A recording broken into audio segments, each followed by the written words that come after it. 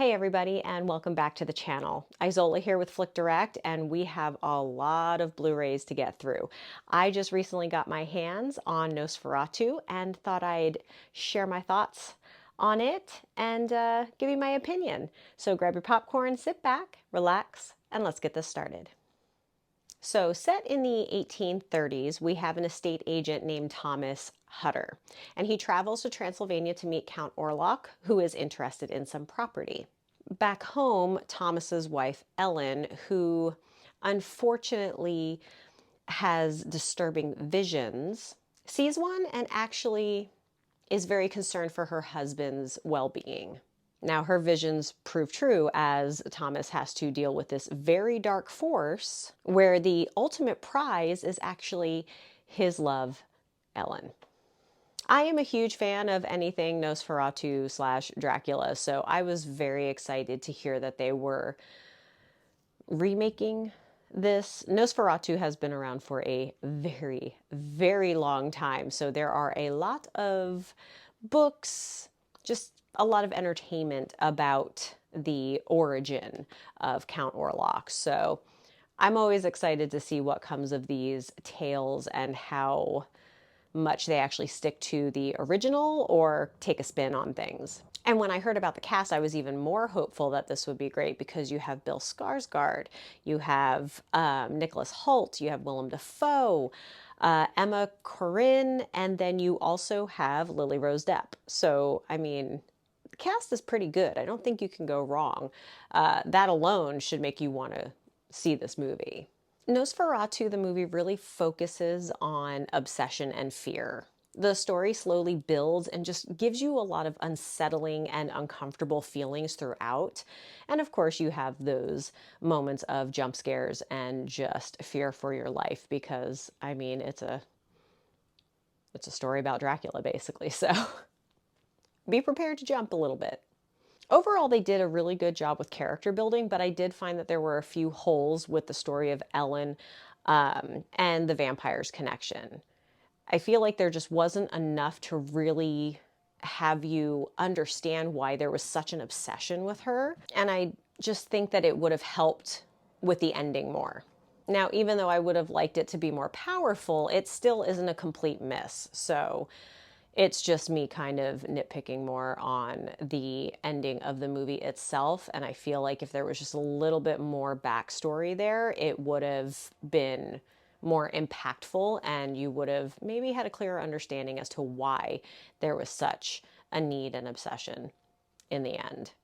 But overall, the cast is great and the cinematography it just really elevates the film. So you will not be disappointed overall in this movie. Oh, and there is also an extended cut, and although it's not much longer than the Blu-ray itself, I still found it enjoyable, and I think that it is definitely something you should watch. But because of all of this, I'm going to give the movie Nosferatu a 4 out of 5.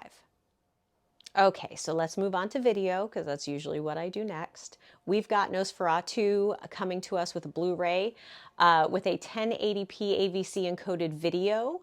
And I mean, look, we also have got the TrueHD 7.1 sound, but we'll get into that part in a minute.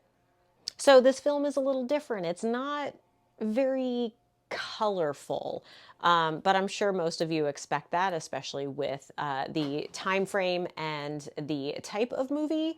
It's not going to be bright and vibrant all of the time. But I think that's what really makes the movie great. You have this uneven lighting and lack of color, and it just really captures the period of time that it's portraying. What they do focus on are the shadows. So they're very deep and rich, which I know kind of sounds very strange for shadows, but it really works. And you have to add more to those deep blacks and darkness because there's really not a lot of color that you're working with. So you can't really balance out on the other aspects of color. But where the colors lack, like I said, the highlights are in great detail. Everybody is in beautiful focus, flesh tones, everything just, it's really beautifully filmed. And because of all of this, I'm going to give the video a 4.5 out of 5. Okay, so now we're on to audio, and like I said, we are getting the TrueHD 7.1 soundtrack, and it just delivers this excellent dynamic range and clarity. You will not be disappointed with the sound that comes out of your television. You're getting full use of the surround sound, and it just boosts the atmosphere in a way that makes the hair stand up on the back of your neck. It's so good. You have background sounds, off-camera cues, acoustic sounds that just, you can hear everything so crisp and clearly, especially the dialogue. It's just so fantastic. And we're never really disappointed in the audio, are we? Overall, the audio is very fitting to the movie, and it really keeps your attention to what is going on in the film. So because of this, I give it a 5 out of 5. Okay, and now on to extras. Now, there are actually a few on here, and I've noticed that in the past when I talk about the extras, it kind of goes on for a while. So we're going to kind of do this a little differently now. And I'm just going to kind of give you some highlights. Okay, so you're actually going to get, inside how the actors become the characters, which we always love to have. You're also going to get, behind the scenes footage, deleted scenes. You're going to be able to speak to the filmmaker Robert Eggers. I mean, you're not going to speak to him, but he's going to speak to you and tell him his lifelong dream of making things like this. So it's a lot of fun and a lot of interesting behind the scenes things that I think just will really make you appreciate the story even more.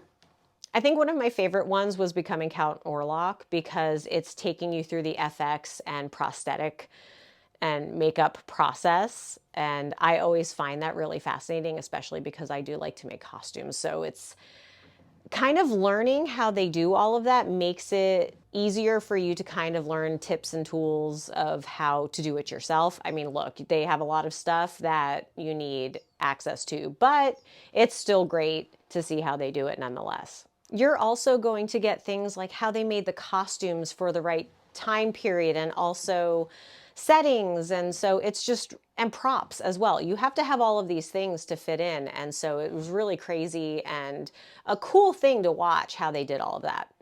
I'm going to stop there on these just because, like I said, there's a lot more detail to this. I'm only kind of giving you little bits and pieces, but I'm giving the extras a 4.5 out of 5. Nosferatu is this stunning and engaging film that just kind of puts a fresh perspective on already known material. Like I said, I'm a huge fan of Dracula and Nosferatu, so it was just really nice to kind of get a different, it's not really a perspective, but you're getting a little more of a different feel for it, and it makes it feel new or newer. So I definitely enjoyed this, and I think that you will too, especially if you are a fan of horrors, thrillers, or the origin story of vampires. I mean, who isn't? It's a lot of fun, and I really think you guys will enjoy it. And of course, Universal Pictures Home Entertainment does not shy away from giving us their great audio and video quality. They never disappoint. We always appreciate. And of course, Universal is giving us the origin story of Count Orlok, our vampire Nosferatu. So it's only fitting that they would do it right. Now, while I won't be watching this every single day or maybe even once a month, I am so happy to have this in my library because this will definitely be one I will be going back to. Sometimes you just want to rewatch movies, and having them readily available is definitely something that I appreciate, especially when there could be those chances that they are no longer available on streaming services or they're only there for a short period of time. This is definitely one I will be going back throughout the years to watch, and especially now because I'm sure there are a few things that I missed, and I always love going back and paying more attention to certain scenes, especially if I've heard down the grapevine that certain things happened that I may have missed. So it happens. Sometimes I don't always pay attention, but this movie, I think, for whether you are a horror enthusiast or vampire slash Nosferatu Dracula enthusiast, you guys will definitely want this in your collection.